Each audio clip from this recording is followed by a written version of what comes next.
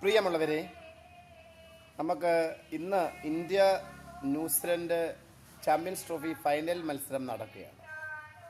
അപ്പോൾ ഈ മത്സരങ്ങളിൽ ഇന്ത്യയെക്കുറിച്ച് നമ്മൾ പറയുമ്പോൾ കഴിഞ്ഞ കുറേ മത്സരങ്ങളിൽ ആധികാരികമായ വിജയമാണ് ഇന്ത്യ നേടിയതെങ്കിലും നമുക്ക് പ്രധാനമായും ഒരു പ്രശ്നം നിലനിൽക്കുന്നത് നമ്മുടെ ICC ടൂർണമെൻറ്റിൻ്റെ ഫൈനലുകളിൽ വരുമ്പോഴുള്ള നമ്മുടെ പെർഫോമൻസ് പഴയ കാലങ്ങളിൽ സ്ഥിരമായി നമ്മൾ തോറ്റുകൊണ്ടിരുന്നു.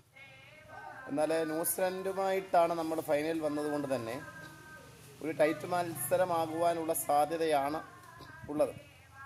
കാരണം അവരുടെ ബാറ്റിംഗ് നിര 9 ബാറ്റ്സ്മാൻ വരെയുള്ള അത്യാവശ്യം നല്ല രീതിയിൽ ബാറ്റ് ചെയ്യുന്നതിനും വില്യംസനെ പോലെയുള്ള രജിൻ രവീന്ദ്രയെ പോലെയുള്ള മികച്ച ബാറ്റ്സ്മാൻ അവരൊക്കെ വളരെ മനോഹരമായി ബാറ്റ് ചെയ്യാൻ കഴിവുള്ളവരും ടോം ലാഥമൊക്കെ ഉണ്ട്. പിന്നെ യങ് ഉണ്ട്. അങ്ങനെ നല്ലൊരു ബാറ്റിംഗ് ലൈനപ്പ് ഉണ്ട്. പിന്നീട് ബോളിങ്ങിലേക്ക് വരികയാണെങ്കിൽ അവരുടെ ക്യാപ്റ്റൻ തന്നെ സാന്റ്നർ തന്നെ നല്ലൊരു ബോള് ഈ മത്സരങ്ങളിൽ ഇമ്പാക്റ്റ് ഉണ്ടാക്കാൻ കഴിഞ്ഞിട്ടുണ്ട്. എന്നാൽ ഇന്ത്യയുടെ മത്സരങ്ങളിലേക്ക് നമ്മൾ വരുമ്പോൾ രോഹിത് ശർമ്മയും ക്യാപ്റ്റൻ ഗില്ലും അതോടൊപ്പം തന്നെ വിരാട് കോഹ്ലിയാണ് ഈ ടൂർണമെൻറ്റുകളിൽ വളരെ മനോഹരമായി ഇന്ത്യക്ക് വേണ്ടി കളിച്ചിട്ടുള്ളത്. കഴിഞ്ഞ കുറേ മത്സരങ്ങളായി ഗില്ല് കുറച്ച് മത്സരങ്ങളിലൊന്ന് ഡൗൺ ആയെങ്കിലും ആ റോൾ വിരാട് കോഹ്ലി ഏറ്റെടുക്കുകയും പിന്നീട് ശ്രേയസ് അയ്യരുടെ മികച്ച ബാറ്റിങ്ങുമാണ് നമുക്ക് കാണാൻ കഴിഞ്ഞത്.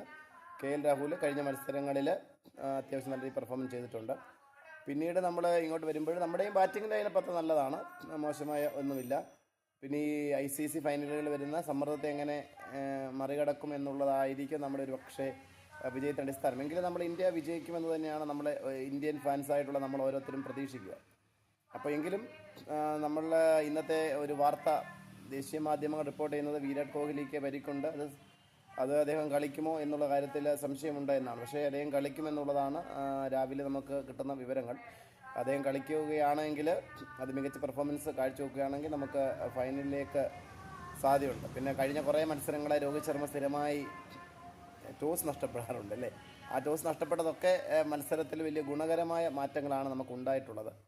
അപ്പോൾ നമ്മൾ പ്രതീക്ഷിക്കുന്നത് ഇന്ത്യ ICC ചാമ്പ്യൻഷിപ്പിലേക്ക് വരുമെന്നും അതോടുകൂടി എല്ലാവരും ആകാംക്ഷയോട് കാത്തിരിക്കുന്നത് പിന്നെ രോഹിത് ശർമ്മ ക്യാപ്റ്റൻ സ്ഥാനം ഒഴിഞ്ഞ് ഈ മത്സരങ്ങളിൽ നിന്ന് റിട്ടയർഡ് ആകുമോ എന്നുള്ളൊരു കാര്യവും സോഷ്യൽ മീഡിയയിൽ ചർച്ച ചെയ്യപ്പെടുന്നുണ്ട്. അപ്പോൾ അതൊക്കെ നമുക്ക് തീരുമാനമാകുന്ന ഒരു മത്സരമായിരിക്കും ഇന്ന് നടക്കാൻ പോവുക. നമുക്ക് ഇന്ത്യ ഈ മത്സരത്തിൽ വിജയിക്കുമെന്ന് തന്നെ വിശ്വസിക്കാം.